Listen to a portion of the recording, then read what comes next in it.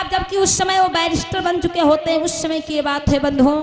बाबा साहब जैसे ही होटल के पास में गाड़ी रुकवाते हैं और जैसे ही होटल के नजदीक पहुंचते हैं, जैसे ही नजदीक पहुंचे वहां पे एक छोटा लड़का उस होटल में काम कर रहा था और जब उस छोटे लड़के को देखा है तो बाबा साहब ने इशारा किया पानी का और वो लड़का 2 गिलास पानी लेके आया। वो लड़का जब 2 गिलास पानी लेके जैसे ही बढ़ाए बाबा साहब की तरफ, और बाबा साहब को भी बहुत तेज प्यास लगी थी, गर्मी का मौसम था, जैसे ही आगे बढ़े हैं और वो लड़का जैसे ही गिलास में पानी लेके आगे बढ़ा, उधर वो होटल का मालिक देख लेता है। जैसे ही होटल के मालिक ने देखा है बंधुओं, उस लड़के को पानी ले जाते हुए रोक लिया, बोला ओरे लड़के तू ये पानी कहाँ को लिए जा रहा है? वो लड़का बोला कि बाबा साहब आए हैं और वो बहुत प्यासे हैं, इसलिए हम उन्हें पानी पिलाने जा रहे हैं।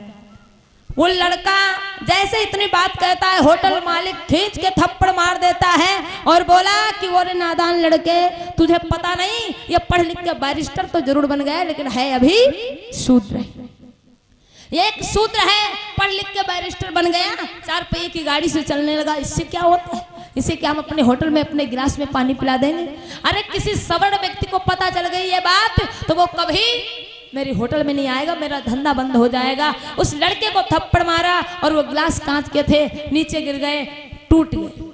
और उधर बाबा साहब ने ये बात देखी, वो बहुत दुखी हुए और वो फिर वो अपनी गाड़ी में बैठ लिए और चल देते हैं। तब तक वहीं पर एक व्यक्ति बैठा था जिसका नाम था सोनुआ, जो सड़क के किनारे बैठा हुआ था। वो देखता है कि बाबा साहब के साथ में ऐसा हुआ, वो मन में विचार करता है कि मेरे बाबा साहब प्यासे हैं। और बाबा साहब जैसे अपनी गाड़ी के पास पहुंचते हैं, वो व्यक्ति दौड़ता हुआ गांव की तरफ जाता है और मटकी में थोड़ा सा पानी लेके आता है।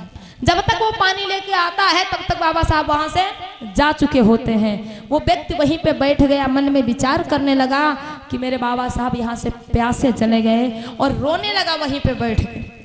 फिर उस दिन से उसका रोज का नियम बन गया बंधुओं, रोज का नियम बन गया कि वो मटके में पानी लेके आता और उसी जगह पे बैठा रहता कि मेरे बाबा साहब यहाँ से प्यासे चले गए थे, वो आएंगे तब हम उन्हें पानी पिलाएंगे। लेकिन बाबा साहब दोबारा वापस उस रास्ते पर नहीं आए। 3 महीने बीत गए थे। वो व्यक्ति रोजाना ऐसे ही पानी लेके आता और दिन भर वहीं पे बैठा रहता, शाम के समय घर को जाता। एक व्यक्ति जाता है, बाबा साहब को ये बात बताता है। बाबा साहब बहुत दुखी हुए और आए हैं उस होटल के पास में। तो लोगों से पूछा क्या यहाँ पर कोई व्यक्ति घड़े में पानी लेके बैठता है? लोगों ने बताया हाँ बैठता तो था लेकिन अब नहीं बैठता है, क्योंकि 3 दिन पहले उस व्यक्ति की यहीं पर एक पेड़ के नीचे बैठे बैठे मौत हो गई।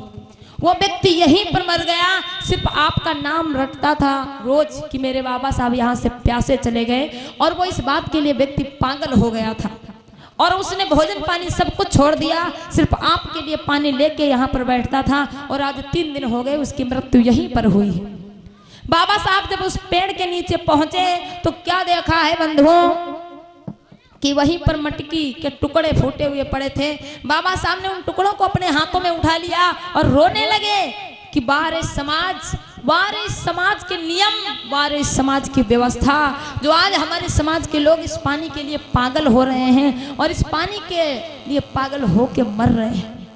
बाबा साहब ने कहा कि मैं इस नियम विधान को बदलूंगा और मैं ऐसी व्यवस्था कायम करूंगा जिस पानी के लिए आज हमारा समाज रो रहा है, पागल हो रहा है। एक दिन हमारे समाज के लोग नहीं बल्कि इनके जानवर उस पानी में स्नान करेंगे। और बंधुओं सच भी हुआ, बाबा साहब का वो सपना साकार भी हुआ और बाबा साहब ने आज हम लोगों को अधिकार दिला दिया।